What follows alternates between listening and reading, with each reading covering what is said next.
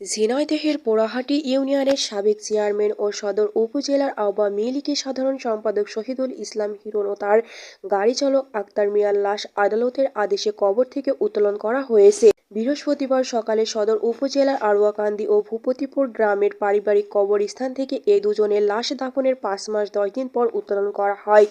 নিহতের স্বজন ও এজাহার সূত্রে জানা যায়, 5 আগস্ট শেখ হাসিনা সরকারের পতনের খবর ছড়িয়ে পড়লে বিক্ষুব্ধ জনতা শহীদুল ইসলাম হিরণের শহরের স্টেডিয়াম পাড়া বাসা ঘেরাও করে। সেই সময় বিক্ষুব্ধ জনতা তার বাড়িতে আগুন জ্বালিয়ে দেয়।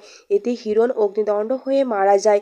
এছাড়াও তার গাড়ি চালক আক্তারকে কুপিয়ে ও পিটিয়ে হত্যা করা হয়। এই ঘটনায় দুই পরিবারের পক্ষ থেকে 17 ও 20 নভেম্বর আদালতে অজ্ঞাত 200 থেকে 300 জনের বিরুদ্ধে অভিযোগ দায়ের করা হয়। অভিযোগটি আমলে নিয়ে ঝিনাইদহ সদর থানায় এজাহার গ্রহণের জন্য আদেশ দেন senior judicial magistrate Mosammat Roman Afroz. থানা এজাহার গ্রহণের পরে মামলাটি তদন্তের জন্য আদালতের নির্দেশে নির্বাহী ম্যাজিস্ট্রেট, পুলিশ ও সেনাবাহিনীর উপস্থিতিতে লাশ উত্তোলন করা হয়। বিষয়টি সঠিক তদন্ত করে আইনের প্রক্রিয়ায় নিয়ে আসতে হবে বললেন নিহত স্বজনরা।